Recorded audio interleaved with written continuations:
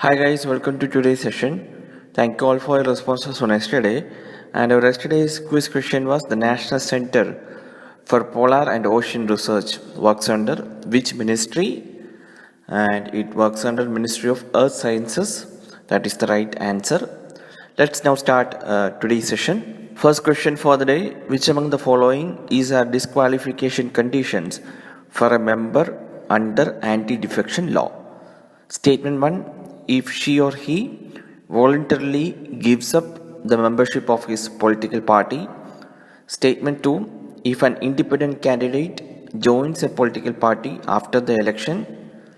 Statement 3: if a nominated member joins a party 6 months before he becomes a member of the legislature.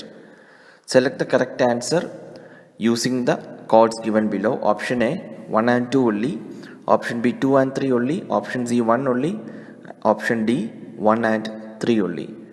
Guys, here the third statement is wrong and statement 1 and 2 are correct statements only, so the answer is option A 1 and 2 only. Hope you all are aware about this anti-defection law. A quick revision: anti-defection law was passed in 1985. The main intent of the law was to combat the evil of political defections.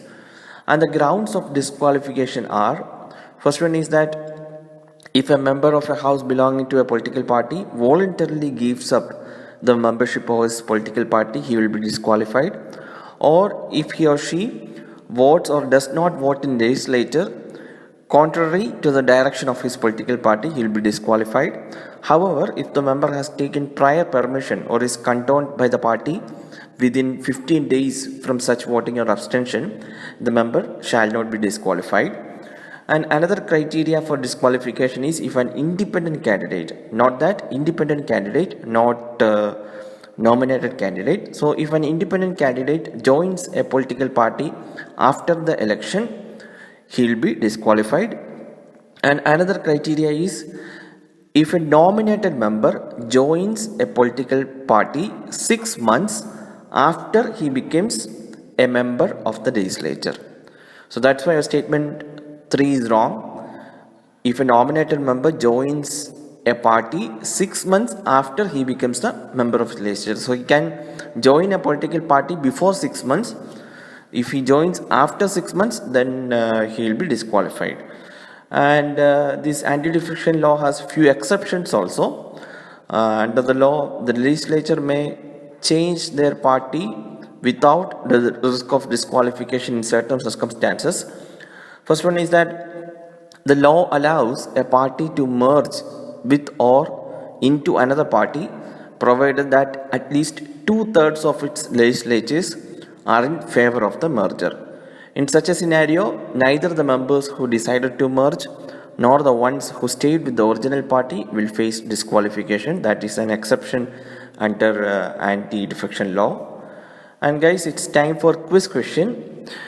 We have seen that the anti-defection law was passed in 1985, and the question is through which amendment to the constitution the anti-defection law was introduced. So what was the amendment number? And this amendment added 10th schedule to the Indian constitution, and hence the anti-defection law is enforced. So please post your answers in the comment section. We will now move to second question. Second question is with reference to TULIP program recently seen in the news. Consider the following statement. Statement 1: it is an initiative to support horticulture farmers in the country. Statement 2: it is an initiative launched under the Aspirational India program.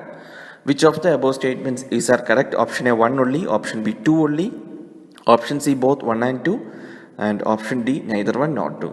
Guys, the correct answer here is it is option B 2 only. Recently, the Ministry of Human Resource Development, the Ministry of Housing and Urban Affairs, All India Council for Technical Education, that is AICT, have jointly launched an online portal called the Urban Learning Internship Program, that is TULIP. And the program aims to provide internship opportunities to 25,000 fresh graduates in all urban local bodies and smart cities across the country. It has been conceived pursuant to this year budget announcement under the theme Aspirational India, which laid emphasis on changing the approach of education from doing by learning to learning by doing. And the internship opportunities will be provided for smart city projects, which range from positions in urban planning, water supply, waste management, slum improvement, and digital governance, among others. So that's about TULIP program. We'll now move to last question for the day. Last question is Swadesh scheme empowering the returning citizens with relevant employment opportunities is an initiative by which among the following ministries? 1. Ministry of Skill Development and Entrepreneurship. 2. Ministry of Civil Aviation. 3. Ministry of Finance. And 4. Ministry of External Affairs. Select the correct answer using the codes given below. Option A 2, 3 and 4 only. Option B 1 and 4 only. Option C 1 and 3 only. And option D 1, 2 and 4 only. Guys, the correct answer here is option D 1, 2 and 4 only. This initiative Swadesh is undertaken as a part of Vande Bharat mission. It aims at empowering the returning citizens with relevant employment opportunities. And as we all know, Vande Bharat mission is an evacuation exercise to bring back Indian citizens stranded abroad amidst the coronavirus induced travel restrictions. It is a joint initiative of Ministry of Skill Development and Entrepreneurship, the Ministry of Civil Aviation, and the Ministry of External Affairs. And the National Skill Development Corporation, NSDC, is supporting the implementation of project. This project aims to create a database of qualified citizens based on their skill sets and experience to tap into and fulfill demand of Indian and foreign companies.